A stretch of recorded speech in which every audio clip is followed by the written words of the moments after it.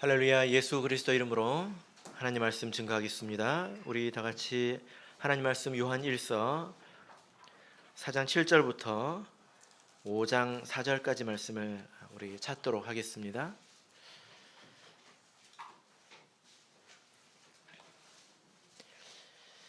하나님 말씀 요한 1서 4장 7절부터 우리 11절까지 우리 같이 먼저 읽겠습니다.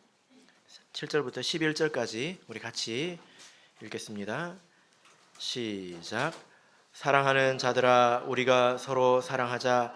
사랑은 하나님께 속한 것이니 사랑하는 자마다 하나님께로서 하나님을 알고 사랑하지 아니하는 자는 하나님을 알지 못하나니 이는 하나님은 사랑이심이라. 하나님의 사랑이 우리에게 이렇게 나타난 바 되었으니 하나님이 자기의 독생자를 세상에 보내심은 저로 말미암아 우리를 살리려 하심이니라. 사랑은 여기 있으니 우리가 하나님을 사랑한 것이 아니요 오직 하나님이 우리를 사랑하사 우리 죄를 위하여 화목제로 그 아들을 보내셨음이니라. 사랑하는 자들아, 하나님이 이같이 우리를 사랑하셨은즉 우리도 서로 사랑하는 것이 마땅하도다. 아멘. 네, 오늘 이 시간은 서로 사랑하는 것이 마땅하도다. 11절 마지막 부분에 있는 말씀을 제목 삼아서 하나님 말씀을 증거하겠습니다. 먼저 여러분에게 한 가지 문제를 내보겠습니다. 너무 긴장하지 마십시오. 아주 쉬운 문제이고 진표 형제한테 물어볼 겁니다. 그러니까 여러분들은 긴장할 필요가 없습니다. 제 말을 잘 듣고 문제에 답해 보세요. 먼저 지문을 읽어드리겠습니다. 한 문장이니까 잘 들으셔야 됩니다. 은우 형제가 지갑을 잃어버렸다. 잘 들었죠? 자, 이제 문제 나갑니다. 은우 형제가 지갑을 찾았을까요? 제 말을 듣고 답해야지 은우 형제를 보면 안 돼요. 네, 빨리 답해 보세요. 찾았을까요? 아니요? 모르겠어요. 역시 고3답네요. 모른다가 정답입니다. 이 말만 듣고 알 수 있을까요? 모르지요. 옆에서 보니까 되게 쉽죠. 그죠? 여러분들한테 물어보면 되게 당황스럽거든요. 아마 진표 형제랑 저랑 입장이 바뀌어도 제가 당황스러울 것 같습니다. 제가 이런 이야기를 말씀드린 이유가 뭐냐면 성경에는 우리 한국말로는 이런 걸 알 수가 없는데요. 성경이 본래 적혀져 있는 언어는 이런 걸 알 수 있도록 또 적힌 면이 있습니다. 예를 들어서 한국말로 누가 김모 씨가 1950년에 태어났다 하면 태어나서 지금까지 살아있는지 죽었는지 이걸 모르잖아요. 그죠? 그런데 원래 성경에는 이런 정보가 일부 포함이 되어 있습니다. 그래서 어떤 경우에는 이게 살아있는 건지 아니면 그걸 이야기하지 않는 건지 우리가 알 수 있어요. 그런데 이런 것들을 그 한국말로 번역해 보면 전혀 알 수 없게 됩니다. 그러니까 본래 성경에는 표현이 된 정보인데 한국말로 번역이 되면서 알 수 없게 되니까 우리는 한국말로 성경 읽잖아요. 알 수가 없는 것입니다. 그래서 저 같은 사람이 필요하죠. 제가 가르쳐 드릴게요. 성경에 이런 부분이 있는데요. 자, 7절을 보시면 7절 마지막 부분을 보시면 하나님께로서 나서 이렇게 말씀이 있죠. 그러니까 어떤 사람이 하나님에게서 태어났다 이렇게 말하고 있습니다. 그리고 5장 1절을 보실까요? 5장 1절을 보니까 여기 보면 5장 1절을 같이 한번 읽어보겠습니다. 시작. 예수께서 그리스도이심을 믿는 자마다 하나님께로서 난 자니 또한 내신 이를 사랑하는 자마다 그에게서 난 자를 사랑하느니라. 여기 보면 또 하나님에게서 난 자가 있습니다. 그러니까 이 사람은 어떤 사람이냐면 하나님에게서 태어났다는 것입니다. 이것은 무엇을 말하는 거죠? 우리는 누구에게서 태어났습니까? 부모님에게서 태어났잖아요. 그런데 성경을 보면 우리가 육신적으로 태어날 뿐만이 아니라 또 하나님에게서 태어나야 된다. 이런 말씀이 성경에 있습니다. 그죠? 이건 죄인에서 이제 하나님의 자녀가 되고 하나님의 백성이 되는 것을 말하는데 무엇을 놓고 이런 말을 하죠? 성경을 보면 세례를 받는 것으로 이런 말을 합니다. 맞습니까? 그래서 누구든지 태어나면 사실은 세상에 속한 사람이고 또 마귀에 속한 사람입니다. 그런데 우리가 예수 그리스도 이름으로 세례를 받으면, 죄사함의 세례를 받으면 모든 죄가 씻어질 뿐만이 아니라 그때부터 하나님의 자녀가 된다는 거예요. 그 순간이 출산의 순간이라는 것입니다. 바로 그런 사람이 하나님에게서 났다 이렇게 말을 하는 거죠. 근데 여러분 태어나는 것도 중요하지만 예를 들어 아까 말씀드린 것처럼 김모 씨가 1950년에 태어났다. 근데 1951년에 죽었을 수도 있잖아요. 지금까지 살아있을 수도 있고, 그죠? 근데 이게 되게 중요한 문제라는 것입니다. 우리가 언제 세례를 받았는지 모르겠지만 아주 오래전에 세례를 받고 이 영적인 생명을 언제까지 유지해야 됩니까? 죽을 때까지, 이 육신의 목숨이 끊어질 때까지 이 영적인 생명을 유지해야 천국에 가지. 중간에 영적인 생명이 딱 죽어버리면 어떻게 됩니까? 천국에 갈 수가 없습니다. 그죠? 어떤 사람이 예를 들어 유아 세례를 받아가지고 아주 늙었을 때까지 신앙생활을 하다가 죽기 일주일 전에 배교를 했어요. 예를 들어 예수님을 배신해 버렸어요. 떠나버렸습니다.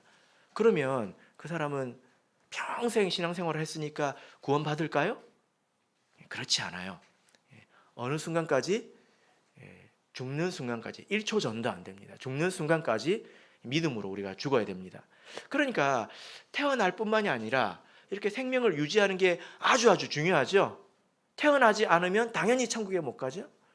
태어날 뿐만이 아니라 이 생명을 유지해야 된다는 것입니다. 자, 오늘 이 요한 1서 4장 7절 또 5장 1절 보면 하나님에게서 난 자라고 말을 하고 있는데 이 사람은 틀림없이 세례를 받은 사람입니다. 근데 이 원문 성경을 보면 이 사람은 태어났을 뿐만 아니라 이 요한 사도가 성경을 쓰는 이 순간까지 영적으로 살아있다는 거예요. 그런 표현입니다. 그러니까 뭐라고 한국말로 번역하면 좋을까요? 하나님에게서 나서 지금까지 살아있는 자, 이렇게 이야기를 해야 될까요? 의미는 그런 것입니다. 아시겠죠? 자, 그러면 제가 여러분에게 한번 여쭤보겠습니다. 여러분은 하나님에게서 나셨습니까? 예. 어떻게 그렇게 잘하십니까? 예. 아까 제가 말씀을 드렸죠. 무엇을 가지고 판단하면 됩니까? 죄 사함의 세례를 받았느냐, 이걸 가지고 판단하면 됩니다. 맞죠? 그러면 여러분들은 지금 산채로 살아가고 있습니까? 영적으로 계속 살아 계십니까? 목소리가 조금 작아졌네요. 여러분도 느끼시죠? 오늘은 이 문제인데 여기서 하나님에게서 난 자라고 말할 때는 무엇을 가지고 지금까지 살아있다고 말할 것이냐, 요 문제입니다. 태어나는 것은 세례를 통해서 태어나지만 내가 여전히 하나님에게서 살아있는지 아니면 시들시들해져 가는 것인지, 어떤 사람은 하나님에게서 완전히 떨어져 버린 것인지 뭘 가지고 알 수 있느냐, 그 주요한 기준에 대해서 하나 말씀을 하고 있습니다. 자, 그래서 오늘 말씀을 읽고 나셔서는 가부간에 확실하게 말을 할 수 있어야 되는데요. 너무 걱정하지 마시길 바랍니다. 자, 7절 우리 말씀 읽어보겠습니다. 요한일서 4장 7절 같이 읽겠습니다. 시작. 사랑하는 자들아, 우리가 서로 사랑하자. 사랑은 하나님께 속한 것이니 사랑하는 자마다 하나님께로서 나서 하나님을 알고. 자, 여기 보니까 아주 설명이 필요 없습니다. 너무 분명하게 말씀하셔가지고. 어떤 사람이 하나님에게서 나서 여전히 살아있는 사람입니까? 사랑하는 자. 맞죠? 사랑하는 자. 여기서 헷갈리면 안 되는 게 사랑하는 것이 태어나는 것이다, 그게 아니에요. 태어나는 것은 세례를 통해서 태어납니다. 근데 여전히 살아있는 것은 사랑하는 사람일 때 그렇다는 거예요. 사랑할 줄 아는 사람일 때 그렇다는 것입니다. 자, 여기에 대해서 혹시 불만이 있으신 분 손 들어보시기 바랍니다. 너무 분명하게 기록되어 있죠. 자, 그러면 우리가 이 말씀을 가지고 생각을 해봐야 되겠습니다. 여러분, 왜 사랑하는 것이, 특별히 여기서 서로 사랑하는 것이라고 되어 있는데, 사랑하는 것이 하나님 안에서 여전히 살아있다, 자녀이다 라는 것이 증거가 됩니까? 그러니까 이 말씀을 보고 나니까 사랑하는 게 되게 중요하구나 이런 생각이 드시죠? 그죠? 예, 근데 그 이유를 좀 알아야 합니다. 자, 그 이유가 무엇일까요? 8절 읽어보겠습니다. 8절 같이 읽겠습니다. 시작. 사랑하지 아니하는 자는 하나님을 알지 못하나니 이는 하나님은 사랑이심이라. 예. 사랑하지 않는 사람은, 사랑하지 못하는 사람은 하나님을 알지도 못한다. 하나님의 자녀가 아니라는 겁니다. 왜 그렇습니까? 하나님이 사랑이시기 때문이다 라는 거죠. 그러니까 이 무슨 말이냐면, 여러분, 우리가 만약에 하나님의 자녀라면, 우리가 하나님에게서 난 하나님의 자녀라면 사랑하게 됩니다. 왜냐하면 하나님은 사랑이시기 때문에. 우리 아버지 하나님께서 사랑이시기 때문에 우리는 자녀니까 당연히 닮아야 되겠죠? 그죠? 예. 여러분, 자녀를 낳아 보니까 어떻습니까? 자녀가 부모를 닮죠? 예. 그래요? 안 그래요? 예? 그래요? 외모도 닮고요. 성격도 닮습니다. 왜 그런지 아십니까? 예. 기본적으로 물려받는 게 있습니다. 저도 애들이 태어나서 깜짝 놀랐습니다. 예. 처음에 이제 아이를 안고 있는데 갑자기 거기서 제 동생 얼굴이 싹 떠올랐다가, 좀 있더니 저희 어머니 얼굴이 싹 떠올랐다가, 갈수록 제 얼굴을 닮아가는 것입니다. 예. 그리고 이뿐만이 아니라 이 부모의 다스림 속에서 부모의 말을 계속 듣기 때문에 부모의 머릿속에 있는 것이 전달될 수밖에 없습니다. 그러지 않기가 굉장히 힘듭니다. 그래서 이제 이런 경우가 있죠. 이렇게 자녀를 이렇게 학대하는 그런 부모의 경우에 어떤 사람이 많냐면 자기 부모에게 학대받은 사람이 많습니다. 그죠? 예. 그러면서 나는 절대 안 그래야지 했는데 커보니까 그렇게 하고 있더라는 거예요. 그것을 벗어나는 것이 굉장히 어렵다는 것입니다. 그래서 우리가 기본적으로 피를 물려받기도 하지만 그와 같이 오랜 생활하기 때문에 당연히 닮는다는 것입니다. 하나님의 자녀들도 마찬가지라는 거예요. 하나님에게서 났으니까 당연히 하나님은 닮아야죠. 그리고 하나님의 다스림 속에서 하나님이 베풀어 주시는 사랑, 또 하나님께서 주시는 은혜, 이런 것들을 계속 경험하고 살기 때문에 사랑이 몸에 배는 게 당연하다는 것입니다. 근데 사랑할 줄 모른다면 하나님을 모른다는 것입니다. 그런 말이죠.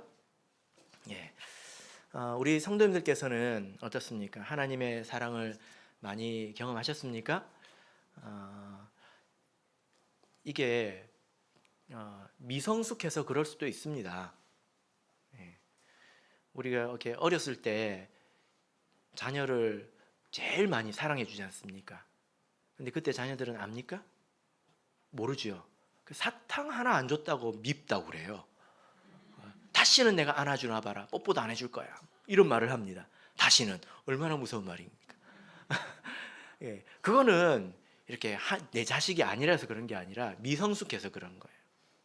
근데 신앙생활을 충분히 하고 또 하나님 안에서 제법 살았는데도 불구하고 이제 20살 된 자식이 엄마한테 와가지고 다시는 안 본다고 그러고, 그럼 좀 이상하죠. 여러분, 우리가 여기서 하나님의 사랑을 보는 방식을 알아야 합니다. 자, 9절부터 보겠습니다. 자, 9절 10절 읽겠습니다. 시작. 하나님의 사랑이 우리에게 이렇게 나타난 바 되었으니 하나님이 자기의 독생자를 세상에 보내심은 저로 말미암아 우리를 살리려 하심이니라. 사랑은 여기 있으니 우리가 하나님을 사랑한 것이 아니요 오직 하나님이 우리를 사랑하사 우리 죄를 위하여 화목제로 그 아들을 보내셨음이니라. 예. 여러분, 우리가 내가 사랑을 하고 있는가 생각할 때 자기 나름대로 사랑을 생각하면 곤란합니다. 왜냐하면 사랑이라고 하는 것이 세상에서도 많이 이야기되는 것이기 때문에 우리 귀에는 이제 왜곡된 정보들이 굉장히 많이 들어옵니다. 그런데 우리는 하나님의 사랑을 배워야 합니다. 그죠? 우리는 하나님의 자녀이니까. 그죠? 하나님께서 어떻게 사랑하셨습니까? 무엇을 보고 하나님의 사랑을 알 수 있습니까? 예, 바로 독생자 예수, 아들 예수를 십자가에서 우리를 위해서 죽게 하신 것이죠. 그죠? 이 이야기는 아시지 않습니까? 우리가 죄인이기 때문에 우리가 죽어야 되는데 하나님께서 죄 없는 아들을 보내셔서 대신 죽게 하셨다는 거예요. 한번 생각해 보십시오. 여러분의 자녀를 다른 사람을 위해서 대신 죽게 하실 수 있겠습니까? 이게 얼마나 힘든 일인지 아시겠죠? 아무리 못난 내 자식이라도 아무리 잘난 사람을 위해서 대신 내어주기가 이게 어렵습니다. 그런데 하나님의 아들 예수는 죄 없고 그리고 정말 훌륭한 분이지 않습니까? 근데 죄인된 우리를 위해서 이렇게 내어주셨다고 하는 것은 하나님의 사랑이 얼마나 큰지를 보여주시는 것입니다. 맞습니까? 한번 생각해 보십시오. 입장 바꿔서 한번 생각해 보세요. 우리가 그 은혜로 세례를 받아서 죄사함 받아서 지금 여기에 있는 것입니다. 하나님의 사랑 그러면 막연한 느낌이 드는데요. 바로 우리가 여기서 사랑을 발견해야 된다는 거예요. 자, 로마서 5장 8절 보겠습니다. 로마서 5장 8절. 로마서 5장 8절.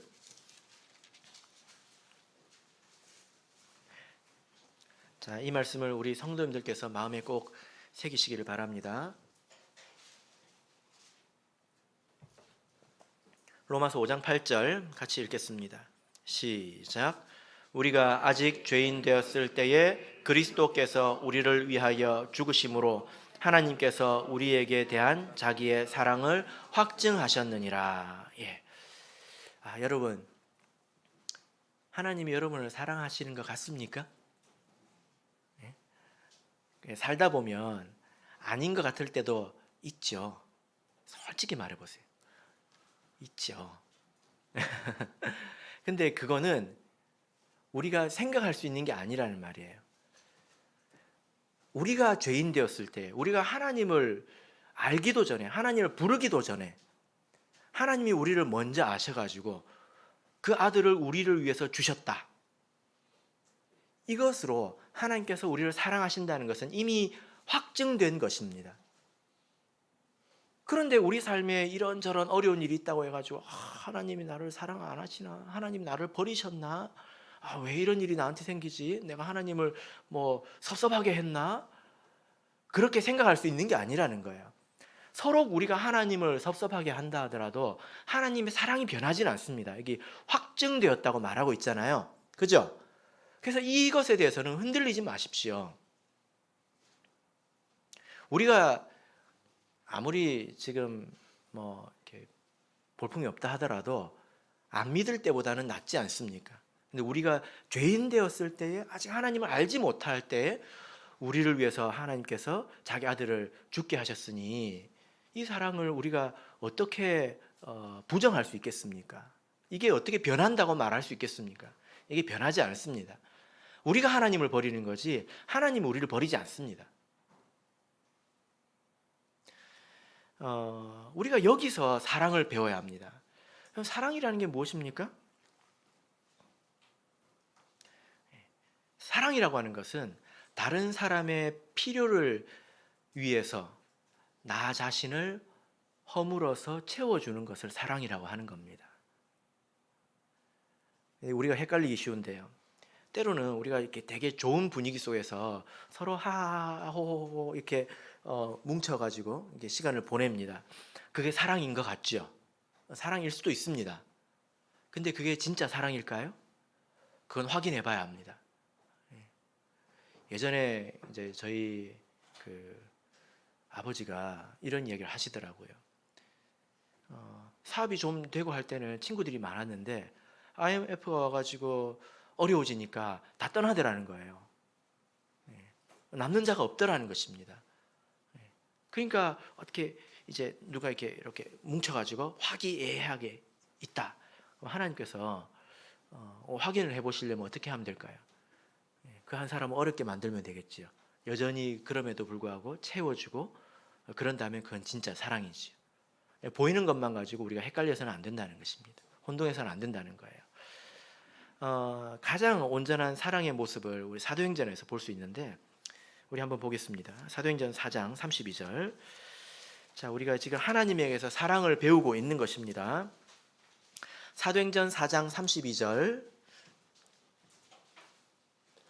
사도행전 4장 32절. 자, 같이 읽겠습니다. 사도행전 4장 32절 읽습니다. 시작. 믿는 무리가 한 마음과 한 뜻이 되어 모든 물건을 서로 통용하고 제 재물을 조금이라도 제 것이라 하는 이가 하나도 없더라. 예. 자, 여기 보면 자기의 재물을 자기의 것이라고 주장하는 사람이 하나도 없고 다 같이 썼다는 거예요. 이게 완전한 사랑이죠. 근데 이걸 좀 이해를 할 필요가 있습니다. 예를 들어 여러분 한번 생각해 보세요. 어떤 사람이 이렇게 무의도식하면서 일도 안 하고 팽팽 놀면서 목사님 10,000원만 주세요. 왜 내가 맡겨놨냐? 이제 이렇게 이야기를 하면 목사님 사도행전 4장 32절도 안 읽어보셨어요? 목사님은 사랑이 없으시네. 그럼 제가 뭐라고 그럴까요? 네, 일하지 않는 자 먹지도 말게 하라. 이렇게 말할 겁니다. 이것은 그냥 껍데기만을 놓고 말하는 게 아니라 그 당시의 성도들이 굉장히 궁핍해가지고 자기의 것을 다 내어줘야 그 사람들의 필요를 채울 수 있을 정도였다는 거예요. 지금은 그 형편이 좀 다르지 않습니까? 그죠? 예.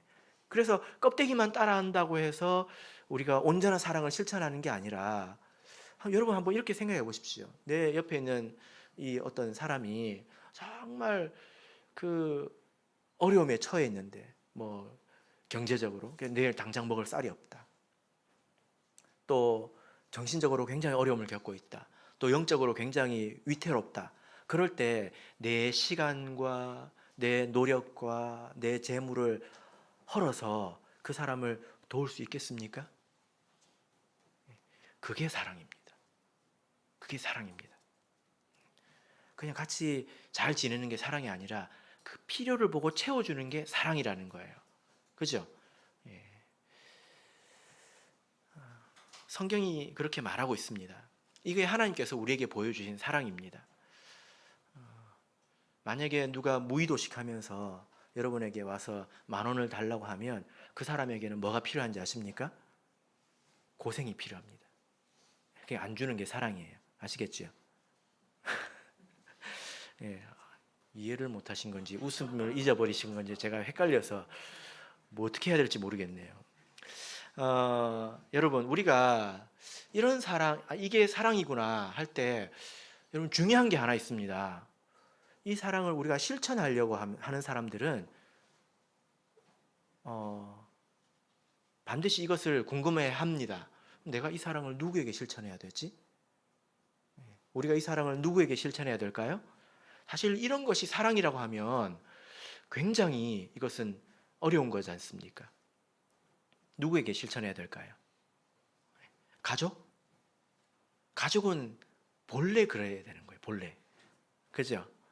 그래서 가족이 어려움에 처해 있는데 돌아보지 않으면 성경에 뭐라고 되어 있냐면 불신자보다 악하다고 되어 있습니다. 그죠? 예. 누구에게 실천해야 될까요? 저기 그 버스터미널 가면 그 이제 깔고 누워 계신 분들 있거든요. 뭐 노숙자분들이나 이런 분들, 어려운 분들, 이런 사람들이 우리 사랑의 대상일까요? 아닙니다. 이 말씀을 보면, 자, 여기 보면 제목이 뭡니까? 서로 사랑하라고 했지 않습니까? 서로 사랑하라. 예. 우리가 그 사람들을 사랑하면 그들이 우리를 사랑할까요? 예. 자, 여기서 사랑하의 대상은 우리 형제를 말합니다. 자, 5장 1절에서 분명하게 말하고 있는데요. 요한일서 5장 1절 보겠습니다. 자, 누구를 사랑해야 되느냐? 요한일서 5장 1절. 자, 읽어보겠습니다. 시작. 예수께서 그리스도이심을 믿는 자마다 하나님께로서 난 자니 또한 내신 이를 사랑하는 자마다 그에게서 난 자를 사랑하느니라. 예. 자, 여기 보니까 하나님께로서 난 자, 그래서 지금까지 살아있는 자는 예수가 그리스도라는 것을 믿는다. 또 누구를 사랑한다고 말하고 있습니까? 예. 그에게서 난 자를 사랑하느니라. 예. 그에게서 난 자를 사랑한다는 거예요. 하나님에게서 난 자, 그래서 살아있는 자를 사랑한다는 거예요. 누구입니까? 예. 지금 하나님 안에 있는 사람들, 우리 형제들 말합니다. 엄밀하게 말하면 하나님에게서 났지만 끊어진 자는 여기에 해당되지 않습니다. 그런 의무를 우리에게 주신 적이 없습니다. 그래서 이 요한 사도는 사망에 이른 죄를 범한 사람을 놓고 그를 위해서 기도하라고 나는 요구하지 않겠다 이렇게 말합니다. 그런 사람들을 위해서 기도를 해도 되지만 기도를 안 해도 됩니다. 그러니까 여기서 우리가 실천해야 되는 이 사랑의 대상은 나처럼 하나님에게서 태어나서 하나님 안에 살아있는 사람입니다. 근데 그 사람도 당연히 똑같이 나처럼 하나님께서 태어나서 살아있는 사람을 사랑해야 되겠죠? 그러니까 서로가 사랑이 되는 것입니다. 서로 사랑이 이루어지는 거예요.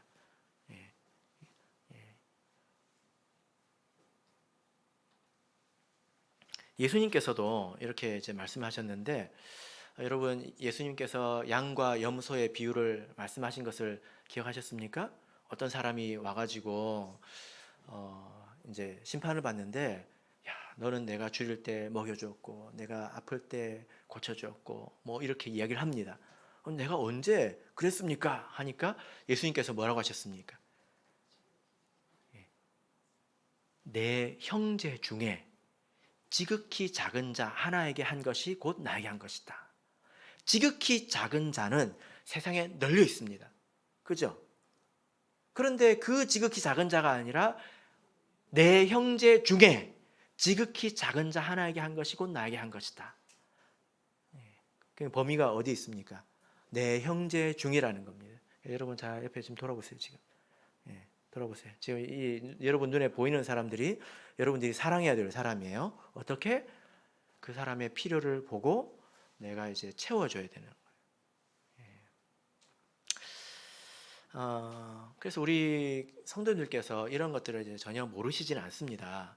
근데 좀 모호하게 알고 있으면 그냥 사랑은 해야지, 사랑은 중요한 거야 라고 생각하지만 얼마만큼 사랑을 해야 되는지, 하나님께서 기억하시고 인정하는 사랑이 무엇인지, 꼭 해야 되는 사랑이 무엇인지 이걸 잘 모릅니다. 여러분, 물론 우리 하나님은 인자하셔서 세상에 있는 모든 사람에게 햇빛도 내려주시고 또 비도 내려주십니다. 여러분 세상 살아보니까 그렇죠? 비가 올 때 나쁜 놈들 밭에는 비가 안 왔으면 좋겠잖아요. 공감하시나 보네. 굉장히 이 정도면 굉장히 크게 공감하시는 것 같은데. 그런데 그런 일이 있습니까? 아니죠. 햇빛은 어떻습니까? 햇빛도 마찬가지죠. 하나님은 자비로우십니다. 우리도 모든 사람을 대상으로 인자하고 자비로워야 돼요. 그런데 하나님이 불신자들을 위해서 예수님을 죽게 하신 건 아닙니다. 그런 사람들에게 예수님의 보혈의 은혜가 가는 게 아니라 보혈의 은혜는 자녀들에게만 있습니다. 우리들을 위해서 죽어주신 거예요. 마찬가지로 우리도 내 자신을 헐어서 다른 사람을 세우는 이 사랑은 형제에게만 하는 것입니다. 이게 의무라는 것입니다. 아시겠죠? 예. 우리 성도님께서 이 사랑을 많이 실천하고 계십니다. 이미 이제 실천하고 계십니다. 성경에 이런 말씀이 있습니다. 오른손이 하는 일을 왼손이 모르게 하라. 정말 은밀하게 이런 일들을 이렇게 실천하고 계시는 분들이 많습니다. 제가 왜 이런 말을 할까요? 옛날엔 제가 몰랐거든요. 별로 안 하는 줄 알았어요.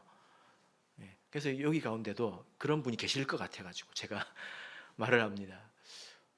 아무도 안 하네? 아니에요. 다 해요.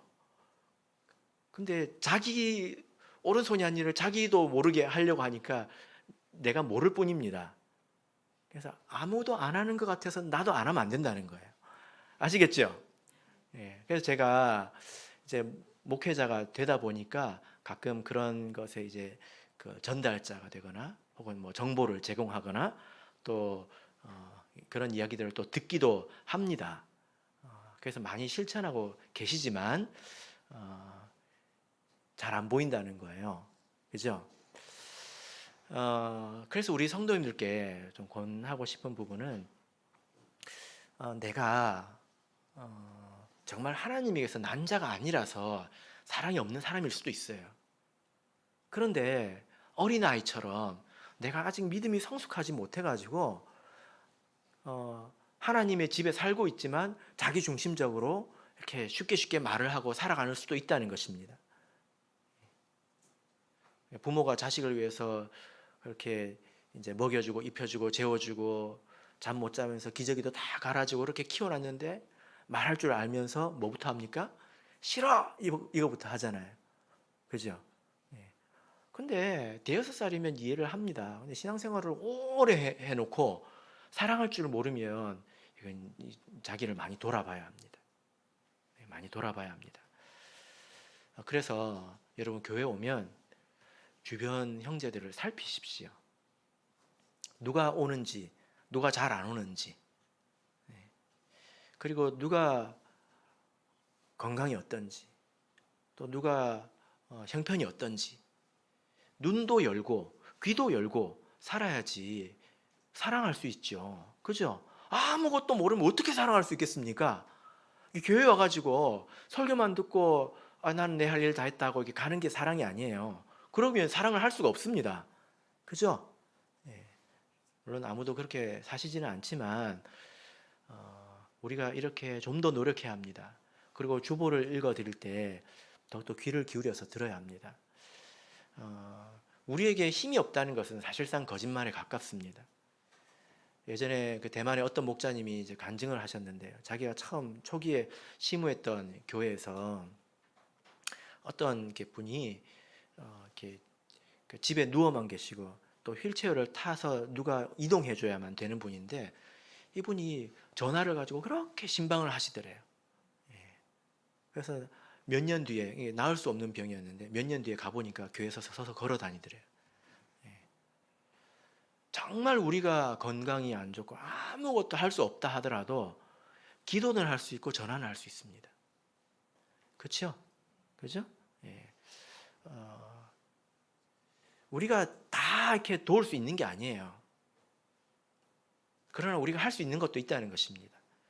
최근에 우리 그 연합총회를 통해서 소식을 들었는데 지금 뉴스에서 많이 보시겠지만 미얀마에 지금 쿠데타가 일어났지 않습니까?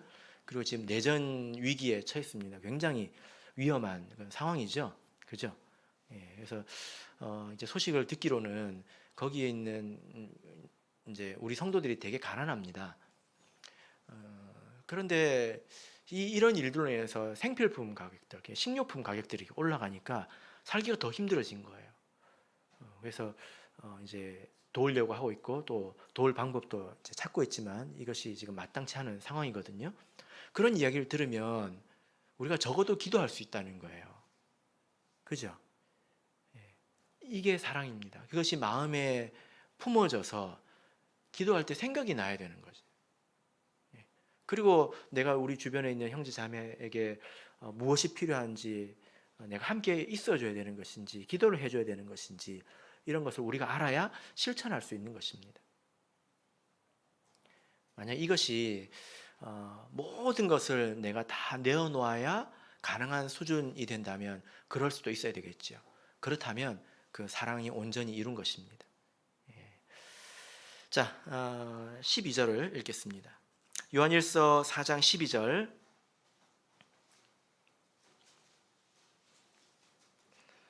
자, 읽겠습니다. 시작. 어느 때나 하나님을 본 사람이 없으되 만일 우리가 서로 사랑하면 하나님이 우리 안에 거하시고 그의 사랑이 우리 안에 온전히 이루느니라. 예. 자, 여러분 혹시 신앙생활 하시면서 내가 하나님을 한번 만나봤으면 좋겠다. 그러면 내가 믿음이 자랄 텐데 이런 생각 해보신 적 있으십니까?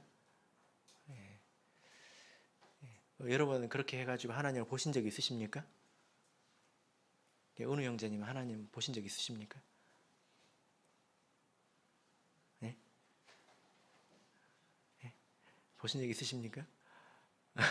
왜 대답을 안 하고 레이저를 쏘십니까? 네, 웃음 레이저를 쏘고 계신데 저한테. 예.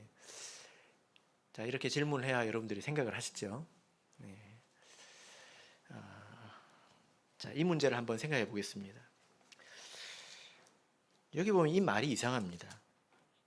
12절 보면 하나님을 본 사람이 없는데 하나님이 우리 안에 거하는 걸 안다는 거예요. 자, 요한복음 14장을 보겠습니다. 요한복음 14장 7절. 요한복음 14장 7절.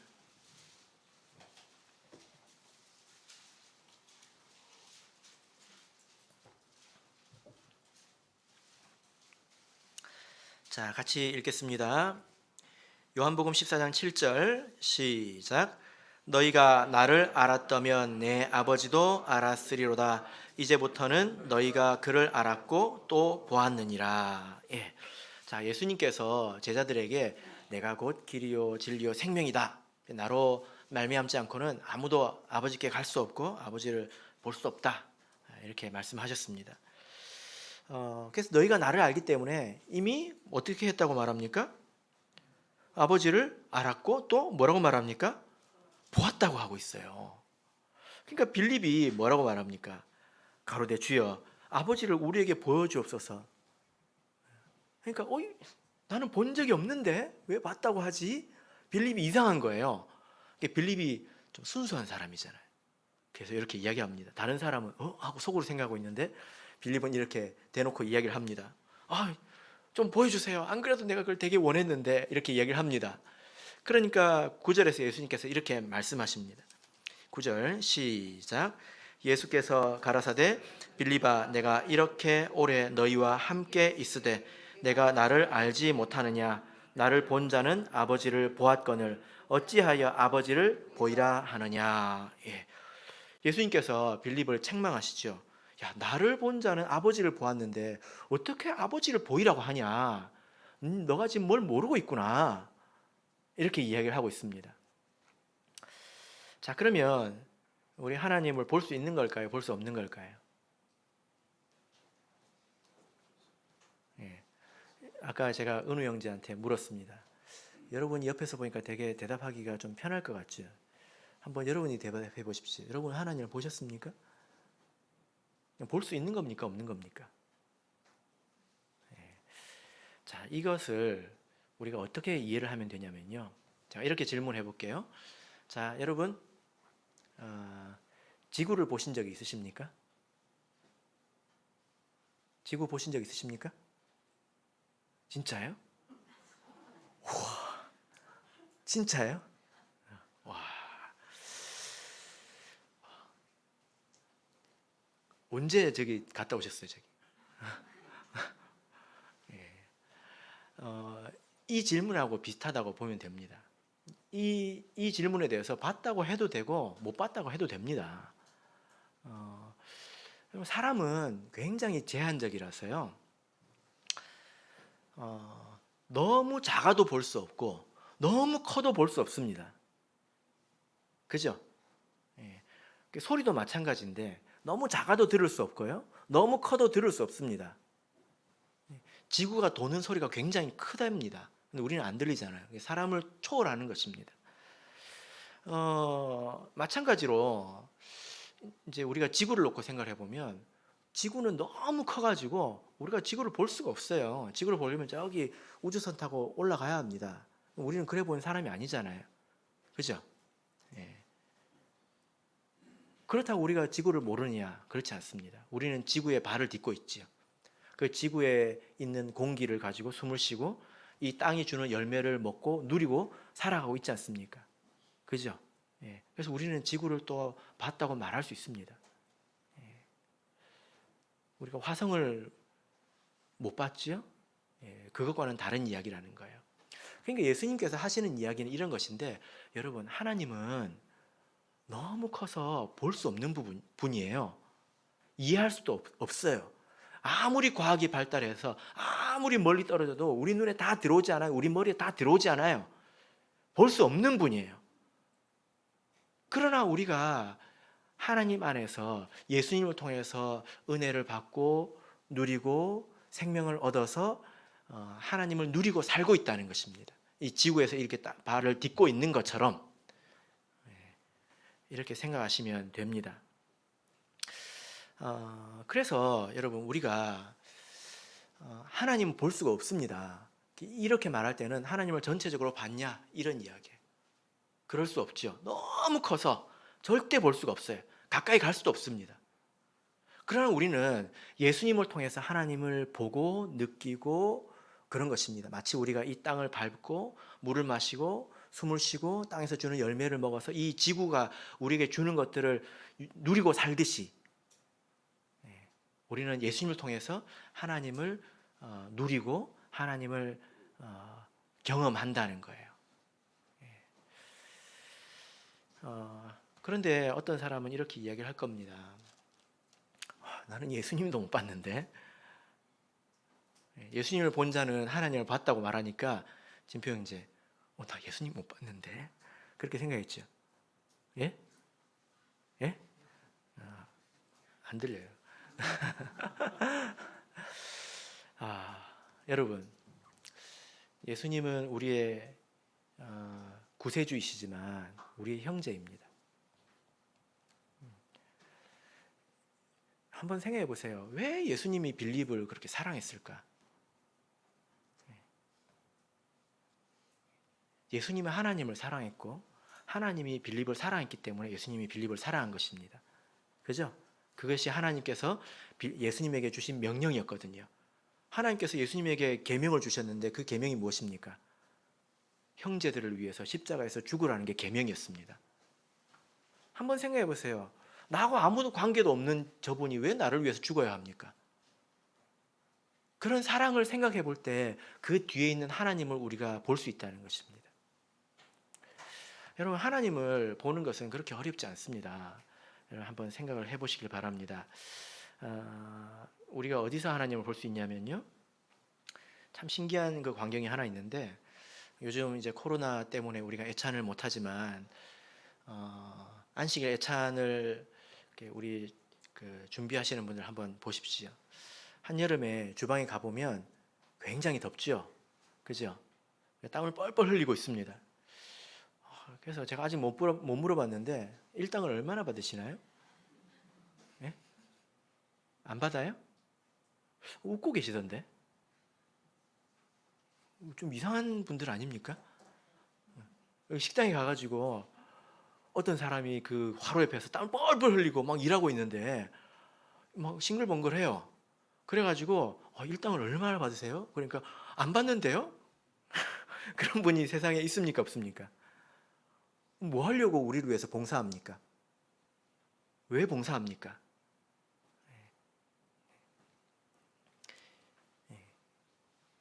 그것이 그분들에게 주신 하나님의 명령이거든요. 형제를 사랑하라. 왜 우리가 서로 알지도 못하는 사람이 서로 사랑해야 됩니까? 그 뒤에 하나님이 있기 때문입니다. 그래서 빌립은 예수님을 통해서 하나님의 사랑을 경험한 것처럼 우리는 서로 형제 자매를 통해서 그 뒤에 계신 하나님을 경험하고 또 볼 수 있다는 것입니다. 그래서 하나님은 볼 수 없지만 우리가 서로 사랑하는 것을 통해서 하나님이 우리와 함께 거하신다는 것을 우리가 느낄 수 있습니다. 분명히 알 수 있습니다. 하나님을 빼놓고는 설명할 수 없는 그런 일들을 우리가 알게 된다는 것입니다. 여러분 이 말씀이 이해가 되십니까? 예, 생각을 해보시길 바랍니다. 자, 본문의 말씀으로 돌아가서 자, 17절 이제 읽겠습니다.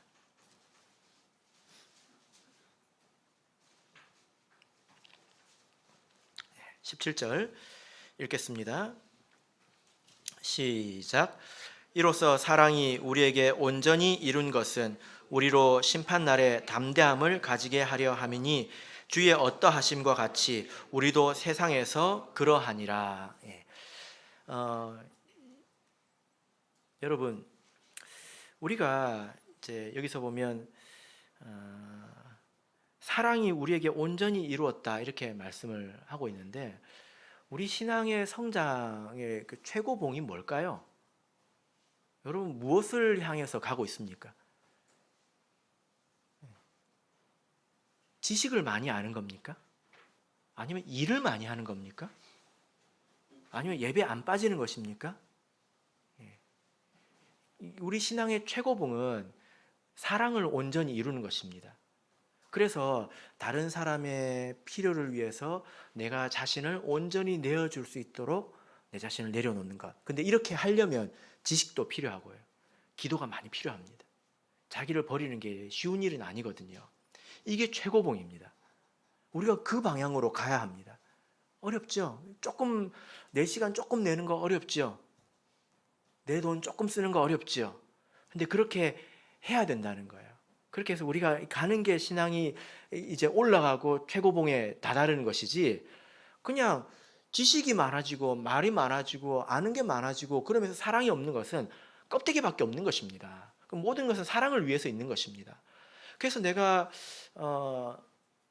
이제 우리 형제를 위해서 내 자신을 다 비워야 그를 채울 수 있을 정도가 되었을 때 내 자신을 다 비울 수 있다면 예수님은 그것을 위해서 겟세마네에서 눈물이 피가 되도록 기도하셨죠. 근데 그렇게 될 수 있다면 우리는 사랑 안에서 이제 완전히 이룬 것입니다. 그렇다면 여러분 분명히 알게 됩니다. 그런 관계 속에 나만 그러는 게 아니라 서로 그런다는 거예요. 서로. 그래서 마지막에 우리 교회의 모습은 서로 사랑이 이룬 교회의 모습입니다. 서로 그런다는 거예요. 그럴 때 우리는 하나님은 보이지 않지만 하나님이 우리 가운데 운행하고 계시고 우리 함께 계신다는 것을 눈으로 보는 것처럼 알게 됩니다. 그리고 그런 사람들은 두려움이 없습니다. 우리 신앙 안에 보면 좋은 두려움이 있거든요. 어떤 두려움입니까? 내가 하나님을 버릴지 몰라. 내가 변질될 수도 있다라는 두려움. 또 하나님 앞에 섰을 때 들은 두려움, 말씀을 들었을 때 느끼는 그런 두려움 있습니다. 이거는 긍정적인 두려움이죠. 근데 부정적인 두려움이 있습니다. 어떤 두려움입니까? 내일 예수님이 오시면 어떡하지? 안 되는데. 이게 부정적인 두려움이에요. 또 내가 아직 노후 준비가 덜 됐는데 이렇게 살다가 나 깡통 차는 거 아니야? 이런 두려움, 그런 것들은 부정적인 두려움이죠. 그런 두려움들이 사라지게 된다는 것입니다. 하나님이 우리와 함께 계시는 것을 알기 때문에 그런 것들을 다 초월하게 됩니다. 그래서 예수님을 만나기를 기다리게 되죠. 그죠? 자, 우리 마지막으로 요한 1서 5장 1절부터 4절을 보겠습니다. 요한 1서 5장 1절에서 4절 읽겠습니다. 시작. 예수께서 그리스도이심을 믿는 자마다 하나님께로서 난 자니 또한 내신 이를 사랑하는 자마다 그에게서 난 자를 사랑하느니라. 우리가 하나님을 사랑하고 그의 계명들을 지킬 때 이로써 우리가 하나님의 자녀 사랑하는 줄을 아느니라. 하나님을 사랑하는 것은 이것이니 우리가 그의 계명들을 지키는 것이라. 그의 계명들은 무거운 것이 아니로다. 대저 하나님께로서 난 자마다 세상을 이기느니라. 세상을 이긴 이김은 이것이니 우리의 믿음이니라. 자, 여러분 여기 보니까 우리가 하나님을 서로 사랑하는 것, 다른 사람을 위해서 자기를 내어주는 것, 이것은 하나님께 물려받아 받은 것이기 때문에 당연한 것이기도 합니다. 그죠? 우리가 하나님 자녀니까 당연히 부모님을 닮아야 되겠죠. 근데 그것이 또한 계명이기도 하다는 거예요. 우리에게 주신 명령이기도 하다는 것입니다. 그래서 마지막 우리 지금은 서로 평안해 보이지만요. 앞으로 우리가 맞이할 시대는 내 것을 허물어서 다른 사람을 채워줘야 되는 그런 시대가 올 겁니다. 그런 시대가 올 겁니다. 그게 이제 명령이기도 하다는 거예요. 근데 이것은 무거운 게 아닙니다. 이걸 어떻게 설명해야 될지 잘 모르겠는데요. 저한테 이제 묻지 마시고 안식일 애찬 당번을 웃으면서 하시는 분들에게 가서 물어보시면 답을 잘 해주실 것입니다. 이것을 우리가 경험을 통해서 알아야죠. 그죠? 말씀의 결론 맺겠습니다. 사랑하는 성도 여러분, 우리는 하나님께서 태어난 사람이죠. 이것은 택함 받았다는 건데 굉장히 귀한 것입니다. 여러분들도 한번 가만히 생각해 보십시오. 하나님에게 택함 받아서 이렇게 하나님의 자녀가 되었다고 하는 것이 얼마나 귀한 것인지 생각해 보십시오. 그때부터 우리는 이제 나아가야 되는데 사랑 안에서 온전히 이루어야 합니다. 우리 신앙의 목표가 무엇입니까? 다른 사람을 위해서, 형제를 위해서 나를 내어줄 수 있는, 자기를 부정할 수 있는 그런 사람이 되도록 하는 것이 제 목표입니다. 그러면 우리가 무엇을 알게 됩니까? 하나님이 눈에 보이지는 않지만 빌립이 예수님을 통해서 하나님을 느끼고 하나님 우리와 함께 하시는구나, 하나님께서 정말 역사하시는구나, 나를 사랑하시는구나, 이걸 하나님을 누리고 살았던 것처럼 우리도 이 형제 자매를 통해서 하나님이 나를 채우시고 함께 하신다는 것을 분명히 알게 됩니다. 하나님은요, 눈으로 보는 게 아니라 그렇게 보는 거예요. 그래서 하나님을 보여달라고 구하지 마세요. 할 수 있는 걸 구해야지, 할 수 없는 걸 구하면 안 됩니다. 보는 방법을 몰라서 그런 것입니다. 그리고 일생에 나쁜 두려움이 사라집니다. 여러분 어떻게 살기를 원하십니까? 이것이 참 믿음이죠. 바로께는 우리 성도님들께서 이 오늘 제목 말씀처럼 서로 사랑을 꼭 이루시기를 예수 그리스도 이름으로 축복합니다. 우리 다 같이 찬송하겠습니다. 523장 찬양하겠습니다.